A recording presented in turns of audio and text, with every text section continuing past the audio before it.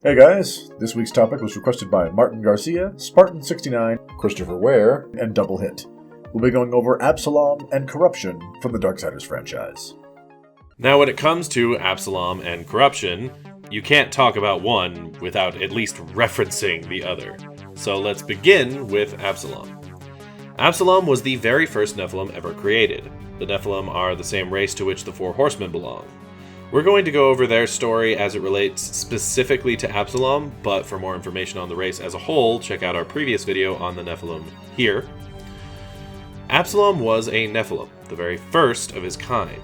Unknown millennia ago, Lilith, a powerful demoness, lore video on her, here, took the dust and essence of both angels and demons and mystically melded the two naturally opposing forces into a single being. Absalom, first of the Nephilim. After his birth, more were spawned, and eventually he came to be their leader, taking his brothers and sisters off on a violent rampage throughout the cosmos, burning whole worlds and expunging entire races in their march of conquest and destruction. Their final battle was on Eden, when the Nephilim, including Absalom, were eradicated, all save 4 of their number: fury, strife, death, and war, who believed that their people were a threat to the balance and, tired of their endless murder rampage, joined the Charred Council, arbiters of the balance of creation, destroying their fellow Nephilim as the price of admission into the Council's ranks. Absalom himself was slain by death in single combat. It was in this moment that corruption was born. As Absalom lay in a pool of his own blood, dying, a black ichor formed from him, the first stirrings of corruption. It consumed the pool of blood in which he lay, and pulled Absalom down into itself, into nothingness. Millennia passed, and corruption began to spread like a cancer across creation, and in a very real sense, corruption is a cancer in the fabric of reality. Corruption is both a physical and metaphysical substance. Physically, it manifests in the world as a black ichor, similar if not identical to the stuff that see from Absalom when he died. When encountered in the game world, it looks like a kind of black tar or web-like substance, and when it gathers in great enough volumes, crystals begin to grow from it. Corruption can grow both from living and non-living matter, as it is seen infesting forests and trees as readily as stone and mortar. When it comes to creatures, when corrupted, they too begin to exude a black, tar-like substance that webs about their being, and often changes, enhances, or supplements any natural abilities they have, adding spikes in the form of crystals similar to those seen growing in nature to the blades of constructs, growing prosthetic wings for angels, or even changing/augmenting ammunition used in the weapons of corrupted hosts. But for the living, the most important and troublesome aspect of corruption is in the realm of the mind and soul. Before corruption begins to manifest physically in a host, its seeds can be planted in the cracks and weaknesses of a person's mind. Corruption is the perfect word to describe corruption, because that's what it does. When a person has doubts, fears, concerns, especially when that person goes through some sort of tragedy or something that shakes their beliefs, they become vulnerable to the possible incursions of corruption. The more shaken the person is left, the more open they are left for attack. Essentially, as far as we can tell, good mental health and a firm grip on reality are the best defense against corruption's influences. Just like a healthy immune system, anything that severely damages or corrodes a person's beliefs, morals, or outlooks weakens their defenses.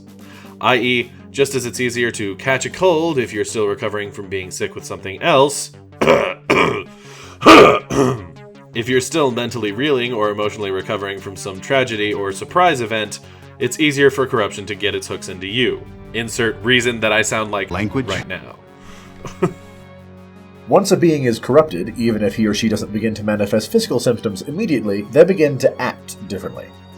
One or a handful of beliefs, opinions, and ideals will be twisted to serve the cause of destruction and or the spreading of corruption, while all the while, the corrupted host believes that they are fine, that whatever they are doing is necessary, or that even possibly that they are staving off corruption through their efforts.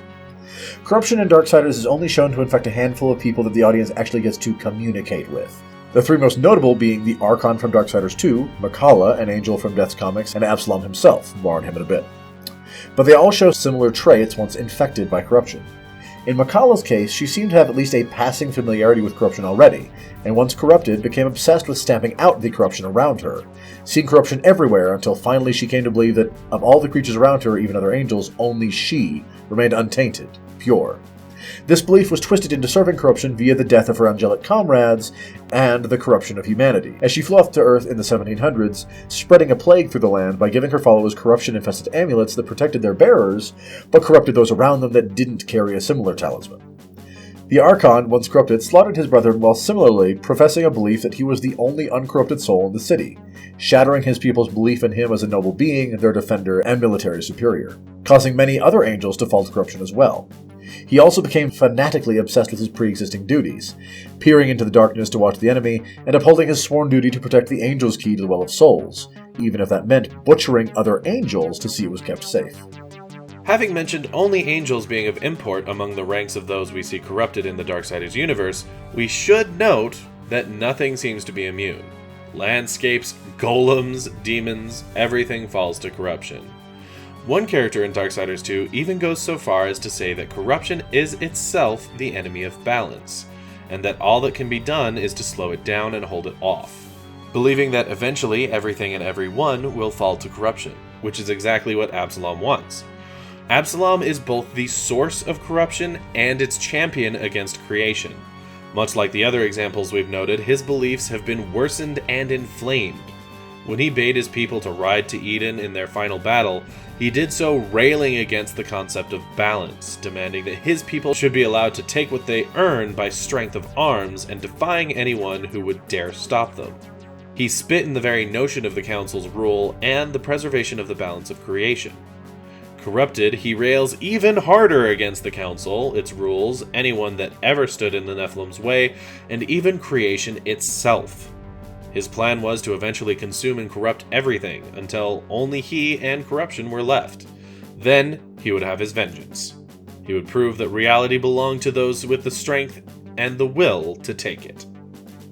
To further his plans, at some point, Absalom managed to infest the Well of Souls, the hub for Darksiders' cycle of death and rebirth. Almost every soul in creation travels through the Well of Souls upon death, only to later be reborn from the Well of Souls into new life. Dialogue from Darksiders 2 seems to indicate that, like other villains seen in the series, once Absalom parked himself within the well, his power increased many-fold.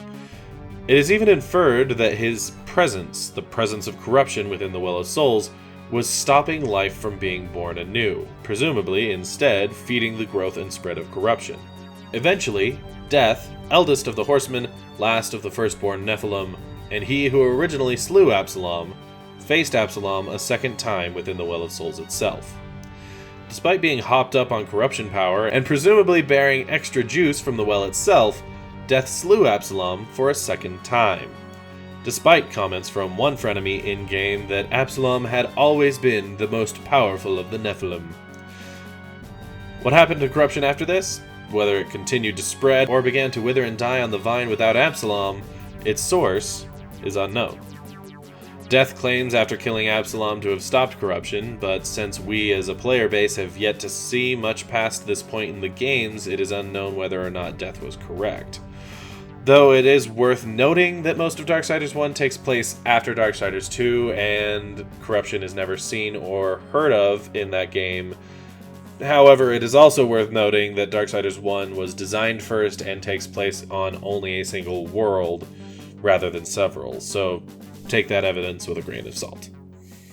And that's basically the story of Absalom, champion of corruption. We hope you enjoyed this video. If you did, please leave us a like, and if you have ideas for topics you'd like to see us do in the future, do like Martin Garcia, Spartan69, Christopher Ware, and Double Hit, and let us know in the comments down below. If you'd like to see more videos from us in the future, be they lore or Let's Play, go ahead and hit that subscribe button. In the meantime, this has been True Masters and Morons, signing off. Thanks for watching this video. If you want to see more like it, hit this subscribe orb. To see our last Let's Play, click or tap the link on the right. For our last lore video, go to the link on the left. And for a video chosen by the gods of YouTube from our channel, hit that link on top. Thanks for watching, and we'll see you next time.